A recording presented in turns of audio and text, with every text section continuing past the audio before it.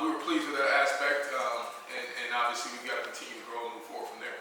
How much of an adaptation was there in the entire approach? Because Kylan talked last week about having more joint meetings with you and Coach Ponce, and so, without giving away too many trade secrets, what were some of the things you guys may have figured out? We're just making sure that, that he felt confident, make sure he felt confident in what we were doing. Everything that we've done, we haven't done anything new. So it was really just kind of making sure that we kind of calmed him down and kind of rallied the troops around him. And so I think that's very important. Going back and reminding, like last week, went back, pulled out a lot of plays that we had in the game plan, what we've done in training camp, showing them, these previous reps, hey, here's what we've done, here's where the ball is going, versus the exact same look. And so there was a lot of carryover and a lot of familiarity in the game plan of what we basically do in practice. And so he felt extreme confidence from there. Then it just goes out. I don't want to, let's not paint this picture for him that something he was doing wrong, because even in the games before, he's going the right place with the football. He's made great decisions. Just sometimes it has been a tip ball, drop ball here, there, or interception. And so you've got to sometimes reestablish that confidence, and not necessarily is it decision making, as it more so into just execution. And he did a really good job of that on Saturday as far as going out and executing his assignment. You guys have run the ball pretty well, I think, the first few weeks, and then just the last 2 weeks. I know maybe the overall numbers aren't great, but yards per carry is really more what it's about. What are you sort of seeing there? Yeah, we've got to get more out of our run game. Obviously, very disappointed there. I felt like we kind of lost our identity a little bit. Probably about 3 games in, and you look at specifically these last 3 games that we've lost. We obviously ran the ball 3 games ago really well and lost that game, but that's an area for us that's important. Because we threw the ball way too many times on Saturday. You don't build championship teams, you don't win that way. Throwing the ball 50 plus times a game, you've got to have the ability to impose physicality and control the game with the ground. And there's areas we've just got to improve. We've obviously got to get a little bit healthy there. We've had some injuries take place, whether that's been at the running back position, O-line position, that have kind of impacted our ability to run the ball. But we've got to just continue to improve. We got to cater it to our personnel. We've got to figure out what our guys can do at this point, and we've got to get the production most out of it. The Texas A&M game, it was a physical ball game. Is there any possibility that those guys just exited that game physically beaten up to the point that it's impacted their performance since then? Well, I think overall, when you look at our team, not having a very deep team, I think also presents challenges as far as the season goes on, fatigue, injuries. We've had our fair share of injuries on the offensive side. I don't think there's any secret to that. We're not a very deep unit when it comes to that. But, every man has got to understand that the next man has the opportunity. They've got to step up and be prepared. You're going to start seeing some new faces, some new roles being increased for some of our players. And that's the approach that everyone has to take. We've just got to prepare the next man and have them ready and for their number to be called. But there's no doubt, obviously, 5 games into the season, physicality is going to happen. That's what happens with good teams. You got to continue to play stronger as the season goes on because the season is long. College football is a long thing, but what we're going through is no different than any other team going through. We're just missing some significant pieces. Tyler spread the ball around. I think they're 9 different pass catchers. How big was that? And also, how big was it from a confidence standpoint that he could learn to trust them more, I guess? Well, it's really predicated based on taking what the defense gives you. Now where we've got to take the next step, right, is we've got to get more than what the play gives us. And that's the biggest challenge for us kind of moving forward is whether that's in the run game or the pass game, right? Get more. Just don't catch the 5-yard hitch and make it a 5-yard hitch. Just don't run through the hole and make it a 5-yard run. We've got to find ways to allow our players to give more than what they're giving. And so, Tyler did a great job. He did a great job, obviously, executing. On Saturday, he was smart with his decisions, made some good throws, and then some receivers made some really good catches. So I think ultimately, when you see that chemistry start to gel together, whether it's a good throw, good catch, or whether it's a bad throw, bad catch, or a good catch, but you want that to kind of go together. You obviously want to eliminate the drops. I think that's still an area we always want to go through every game and eliminate drops. But ultimately, you're seeing a lot of young guys, a lot of new faces start trying to gel together, and I think that's a positive sign. Josh, the offensive line situation and their progression, obviously they were challenged in the red zone. They have been at the goal line last game. What do you see happening there? Why is that? Very disappointed. And let me say this, that falls, I'll take full credit and responsibility because that's 3 games in a row we got stopped at the goal line. And, that's not who we are and that can't be who we are. We've got to develop an identity and a mindset that once we're on the goal line, we can't be denied. We've got to score with our man up front. We've got to run over, defenders at the second level. We've got to be more physical. Obviously, we've got some challenges from a physicality standpoint with depth and help.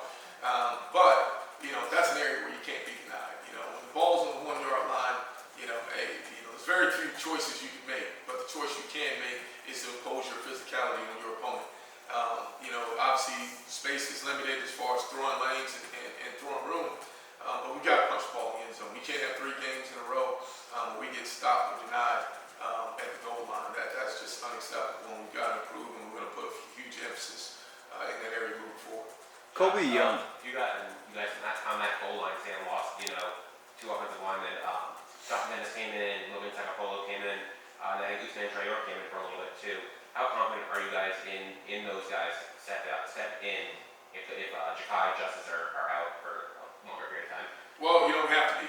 We have to be, and we have to prepare those guys for those opportunities. And obviously it was unpleasant to see. The injuries go back-to-back plays because obviously it affects us when we don't have as much depth from an offensive line standpoint.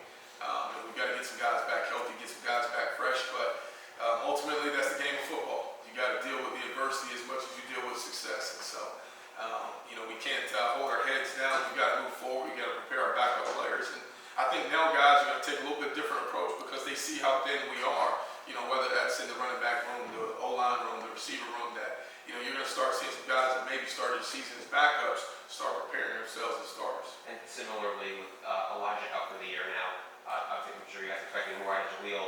How have you seen him kind of improve? He's obviously a very talented pass catcher. How have you seen him improve in blocking as well? Well, for Jaleel, we got to continue to improve his body, right? Obviously, we're going to continue to increase weight throughout the season, increase strength, get him ready from a physicality standpoint. But now it's just executing at a very high level. Every rep in practice is so important. Obviously, Jaleel's a true freshman. Now he's thrust into a big-time role. And obviously made some catches for us, executed really well for us on Saturdays. Obviously some things that he probably won't back, but that was his first real game experience. And so now you're thrusting some of these young guys out there, and they've got to prepare themselves. No longer do you have that freshman tag on you anymore. Now you're out there as a starter, and people are going to expect and demand that you play at a level to be able to hold your own in the consistency of the offense. Josh, Kobe. what challenge do you see at Virginia Tech, at Lane Stadium, and the whole bit? Well, yes, Brent Pry is a tremendous football coach. Really good friend of mine. I had the pleasure to work for him for 6 years, so I know him personally. One of the best defensive coordinators in all of college football over the last few years. Robert Marv, who obviously serves as their defense coordinator now, played for us at Vanderbilt at the time, and so he's got a ton of familiarity with what they do defensively. And Brent Pry brings a very aggressive style defense, blitzes quite a bit, very sound. You see the improvements he's made towards their defense this year has really been tremendous for them. And so we've got a tremendous challenge. Obviously to handle pressure. Obviously a very high pressure team. They bring blitz from right to left, up the middle, all over the field. And so we've got to be poised. We've got to be able to handle pressure. We've got to be able to block movement. And that's going to be the biggest challenges for us. Kobe Young didn't play much heading into this game on Saturday. He had 3 consecutive catches. Could you speak more about his development from the time he arrived till now and possibly carving out more of a role? Yeah, Kobe's a guy that obviously he was probably one of our last additions to our roster this summer. Got here in July and obviously had to come in from junior college ranks. Everything that he came in learning was new for him. Just getting acclimated to the team, obviously learning the process. Then obviously he kind of had some bumps and bruises along the way from a health standpoint throughout camp and early part of the season. But finally now getting him back healthy and just looking for a guy that's going to go out there and create a play on the ball. To see him go out there and make an attempt on the ball and provide us something there, created a little bit of spark for us. And so obviously, that bit of confidence that he displayed is going to increase his role. I'm excited about, what Kobe can bring us. I think that's an area where he can really make an impact. He's giving us a big body that attacks the football. And so playing to his strengths is is going to be very important. And so, you know, you saw him in earlier in the game. Obviously, he makes a play later in the game. And, you know, as you continue making plays, you continue to increase your roles. And you know, that's got to start, obviously, throughout the week in practice. It's got to carry itself over for the game. But very pleased with Kobe's performance on Saturday. Time for two more for Coach Gattis. Just Keyshawn Smith, he didn't play a lot of rest. Was he dealing with something with the game, or how's he doing, or what kind of limited is the rest of the game? Keyshawn's fine. Keyshawn's, you know, obviously throughout the game, you know, Keyshawn serves an important role as our kick returner. So took a couple tough blows in kick return. You know, on Saturday, kind of got a little bit banged up, but obviously, you know, that's a challenge for us also from a receiver standpoint. We got two receivers obviously serve important roles for us: kick return, punt return. We got to play through it. You know, we don't have many players, man. We're very, very thin. So we got to play through some of the bumps and bruises. We got to be able to contribute on special teams. You know, when you look at the skills on this team, you know, we just offensively we don't have a ton of bodies, and so we got to find ways to grind through it. And you know, obviously, you know, Keyshawn got a little bit banged up, but we're just gonna have to continue to push forward. Coach, the Last offense seems to play with more pace and tempo on Saturday. Is that something that you think really benefits the overall rhythm of the offense? You know what benefits the overall rhythm of the offense is just playing clean, successful football. You know, you look at our first series, right? Can't have a snap infraction, right? That totally just blows your whole series in half. And so, you know, when you're playing, you know, in sequence together, and obviously you're playing in rhythm, you know, I think that's important. You know, I think obviously maintaining. I don't think first downs has been an issue for us. Has it been creating the bigger chunk plays and scoring touchdowns? You know, we've been able to move the ball consistently all year long, but we got to get more. We got to get more. We got to win the one-on-one broken tackles out in space. We've got to beat defenders deep. We've got to win our individual one-on-ones across the board. And so, you know, that's really the focus for us. It's not necessarily is it a tempo or standpoint, because we've been averaging a high volume of plays per game. We've just got to get more out of what we're getting and to continue to push the envelope further and further. All right, Coach, thank you very much. Thank you. Thank you. Thanks, Coach. We'll have Coach Steele in here shortly.